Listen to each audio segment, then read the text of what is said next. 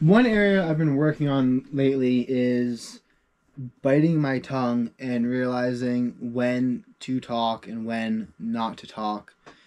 And a great example of this would be in the car ride yesterday with my brother. We were coming back from getting no, what he calls milk, but it's non-pasteurized milk because what's actually called milk today removes all the enzymes which helps people digest the milk, actually causing people to be lactose intolerant.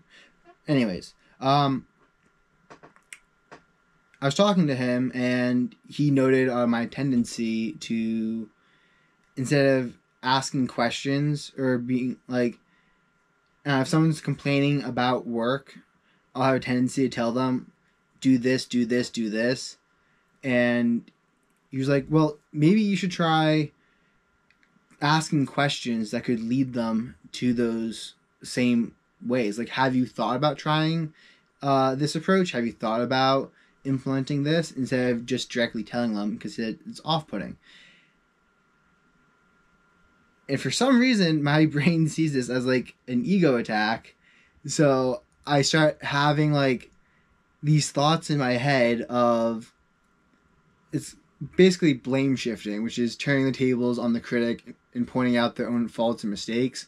Except in this situation, I was going to point out when he didn't follow his own advice that he was giving me, even though I realized that his advice was beneficial and that it was actually something I should work on. It was kind of like, for some reason, I felt like it was attack on me, and I was like, I just bit my tongue. Like I just listened to what he had to say, and I was like, yeah, you know what? I think I could actually benefit from that, and it'd be an easier way to communicate with people and maybe introduce them to my ideas without necessarily telling them exactly what to do. Because it's always been a little bit of a tiff for me when my philosophy is if you're going to complain to me about your issues, then I have every right in the world to suggest how to fix those issues. And if you don't agree with that, just don't complain to me. Like, do not tell me the issues you're going through if you do not want me to suggest solutions, I think. And even though I have that stance, it's like people are still off put by it. And I'm going to be switching it to, instead of telling them, like, have you done this? Like, do this, do that, do that. And be like, well, have you considered this? Have you considered that? And having more open-ended questions that kind of lead them to the answer I think they should go with, and that would be best with them, but just not as direct as just telling people, well, no crap, you have that issue. Well, I don't actually say no crap, but it's like basically no crap, you have that issue. In my philosophy, you should be doing this, this, and this. And yeah, I mean, it's been a tiff with at least one person in my life where she'll complain about stuff to me, and I'm like, well, you should do this. And she's like, but you don't know what it's like to be me. I'm like, what do you, like, I'm sorry, like, can you describe how a cat acts? You can't because you're not a cat? Like, you can't give advice to someone, apparently, if you're not them. It's like, it's an annoying thing that some people have, and I think giving their advice in a more gentler way will also apply. But in a lot of circumstances, it seems to annoy me a lot when people devalue the advice I'm giving them because I haven't experienced something that they've experienced, or like, I'm like, okay, yeah, I haven't experienced that. Does that make my advice any less of something to consider? I'm like, if a 4-year-old came up to you and was like, well, you complain to a 4-year-old, he comes up to you and he's like, maybe you should try this, daddy, or maybe you should try this, uncle. And you're like, you think about it for a second, and you're like, I don't think that would necessarily work in this situation because of this. And then you would explain your point, which is like what any reasonable person would do. Yet, for some reason, I don't know, they call it my autism. But I see it as like the mirror neurons within the human brain allows me to empathize with your position, even though I've never been homeless. If I think about it hard enough, I can imagine what it would be like to some degree to be homeless. And even if that is just a false belief I have, it's the idea, there's also the idea of the teacher can always learn from the student. Even if the student says something stupid, you then tell the student why that doesn't necessarily apply. You don't start criticizing him because he doesn't know everything yet. It's like, no crap, I don't know everything. I didn't live your exact life. No one lived your exact life.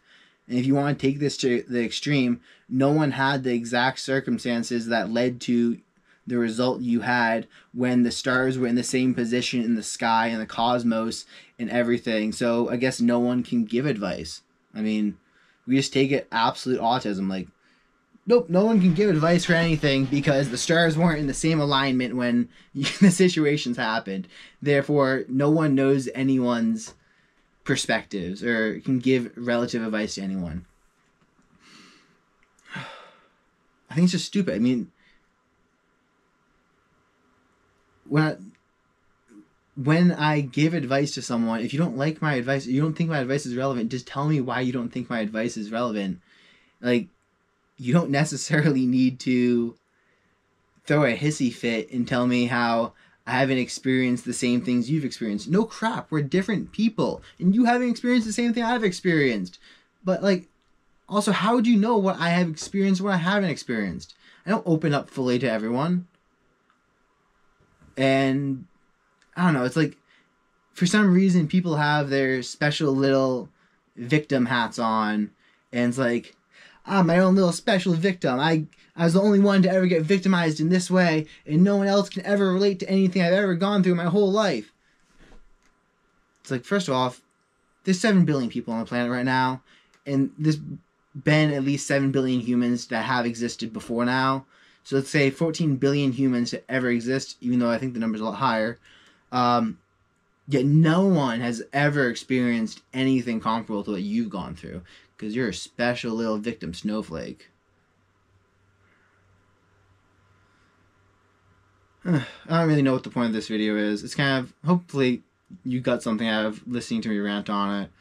But the initial purpose was just talking about how notice if people are off-put by you, and then listen to their criticism and always try to understand their side before sharing yours. Because too often in arguments, I see people just yelling their own side at one another, not actually understanding the other person. So I think maybe Jay Shetty in 8 Rules of Love, but he has this concept, I think it's in the book, I'm not sure, it might be someone else, it might be 7 Habits for a Highly Successful Person, but he has this concept of asking someone, like in an argument, to state what the other person's point is. And they have to say what the other person's argument is to make sure that they're being fully understood. And then there's also this idea of, like, it's not, the problem isn't, I don't know, say I'm annoyed with someone because the dishes never get done or the kitchen never gets vacuumed. I'm going to not necessarily put my blame on them when I talk to them, but I'm going to talk to them, and it's going to be more of a mindset of me and you versus the issue instead of me versus you because you're the issue. And this is also very helpful because now you're approaching it from, what could we do to make sure the kitchen gets cleaned to a standard that doesn't cause me to have OCD?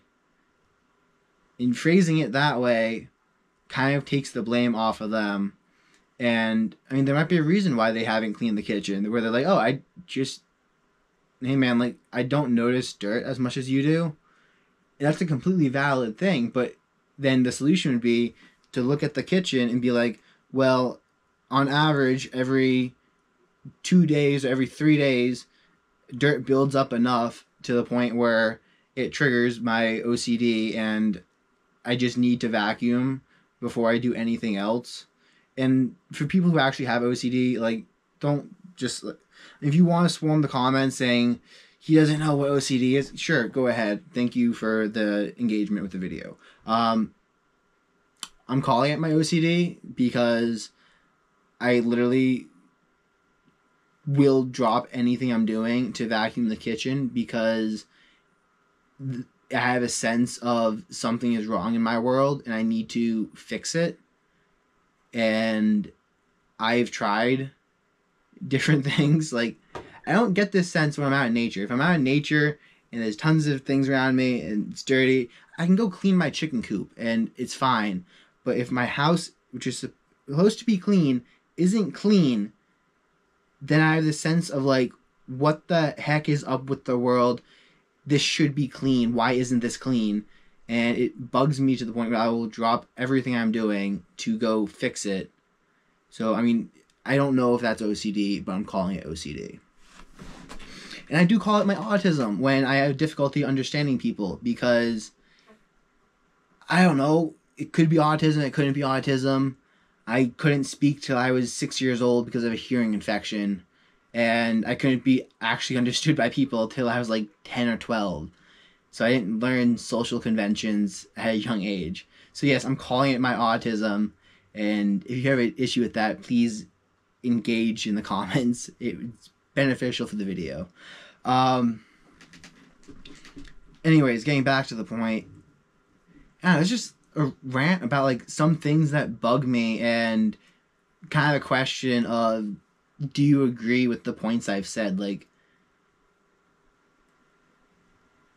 is it wrong of me to say I get to recommend, if you want to complain to me about your situation, then you have to listen to me give you recommendations about how I think you should fix it. Yes, going forward, I will phrase those recommendations in the form of questions to kind of lead the person to where I think they should be going and have them analyze it and see if that goes smoother. But I do think if you are going to complain to someone, they have every right in the world to tell you how to fix your issues. And yeah, I mean, every book about dating or anything ever written about male-female interaction says that's a bad way to go about interacting with females because you should just let them complain. I don't know, man. Like,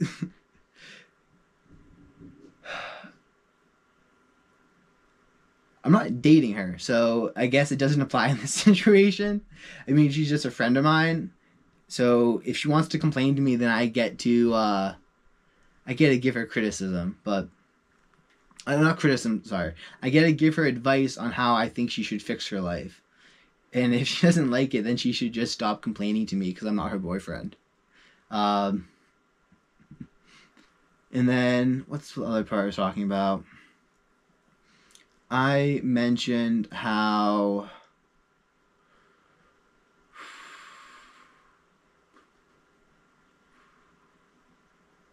I have a tendency to criticize people. Oh, yeah, biting my tongue more. So this next story is from jiu-jitsu practice 2 weeks ago, where my instructor was showing a move, and he told the person who was showing the move on to do something, but the person did what he was told to do, but the professor actually meant to tell him to do something else. It's kind of like when my mom tells me to put the dishes in the washing machine. And I'm like, really? She's like, yeah, put the dishes in the washing machine. I'm like, okay. And I start walking to the bathroom with the dishes. I'm like, and she's like, no, I meant the dishwasher. I'm like, okay. But it's kind of a fun game I get to play. if you brain fart hard enough, I'll just do that. I'm not actually gonna put the dishes in the washing machine, but I'll also walk over there and let you realize your mistake. But back to jiu-jitsu. We were going through practice, and my professor was like, "Why didn't you do the move I told you to?" He was like, "I did do it."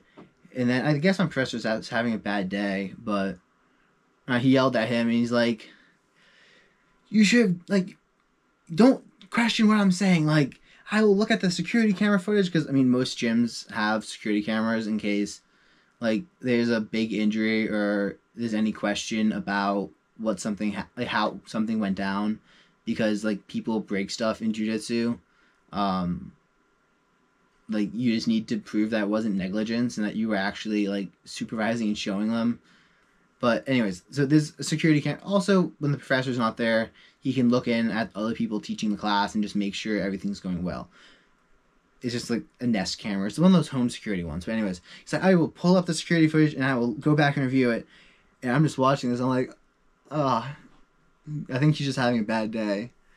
But later on, because the guy he was showing the move on was my drill partner, I was like, should I tell my drill partner that he was actually in the right in that situation? And I'm like, who would that help? I mean, he already got yelled at. The argument dropped, and everyone chilled down. So if I express that view to anyone, then it's either going to start the argument back up again, or it's going to make my drill partner, my friend, resentful for getting falsely yelled at. And I'm like, I think I'm just going to bite my tongue in this situation, because I don't really see a positive outcome resulting from me telling him. Like, worst case scenario, my professor overhears me telling him, and then he just loses his crap on me. And I'm like, I like my gym, I like my people, I like my professor, I like my friends there. I don't want that to happen. I don't know, but it's kind of like just developing the ability to listen and allow other people to talk. And when you can bite your tongue, you'll actually be amazed by the amount of stuff people will tell you. And at least that's what my brother tells me, and he's quite good at having people open up to him. Like, he's insanely good at it. And he kind of just listens to what people are saying, empathizes with them, and doesn't judge them. And they'll tell him, like, their deepest, darker secrets about how they were, like, molested as a kid. It's like, so he's heard some really dark stuff. And I'm like, why do people just tell you this? He's like, I don't know, man. They're just like strangers, but I just focus on empathizing with them and like hearing what they have to say, and they just tell me this stuff. It's like literally watching people talk to him. It's like they drank a freaking truth serum, and they'll, whatever's on their mind, they just spill it. It's also what makes him such a good health coach, because he just looks at you and you tell him all the reasons why you think your health is bad, or all the reasons, like, you open up completely so that he actually knows what's going on. Because I'm sure everyone's been to the doctor, and the doctor's like, so, do you smoke weed? You're like, no. Like, do you smoke cigarettes? No. Do you drink? No. And the doctor's just looking at you skeptical, like, dude, you're 18 years old. What? You're telling me you don't smoke, drink, vape, or, like, smoke weed? Like, really? I'm like, yeah. But yeah, it's like, I don't know, the doctor doesn't fully know what's going on, because I don't feel like I want to open up to them fully, which can also be detrimental at some points in time. But it's like, with my brother, when you're talking to him, you just wind up spilling your crap, because he empathizes with you and doesn't judge you for the stuff you're saying. And I mean, I guess he also doesn't tell you what you should be doing, and he asks questions. So I mean, he's a good person to learn this stuff from, which I'm glad I'm starting to pick up on some of his traits and the ability to actually bite my tongue. But I mean, he's also talked to people, and had them like explain their business plans out to him in detail. Like exactly how they're planning on making money, and it's like a freaking superpower. I mean, you literally have to watch it to fully appreciate. But I mean, it's kind of more of a you're standing off to the side with one ear angled toward the conversation because I'm not capable of, I don't know, listening the way he listens. So people won't tell me the same stuff they'll tell him. They won't even tell him the same stuff if like in necessarily in the conversation. I only catch it when I'm doing my own thing, he's talking to someone, and then I kind of like eavesdrop a little bit on the conversation. And I'm like, holy crap, man. Like,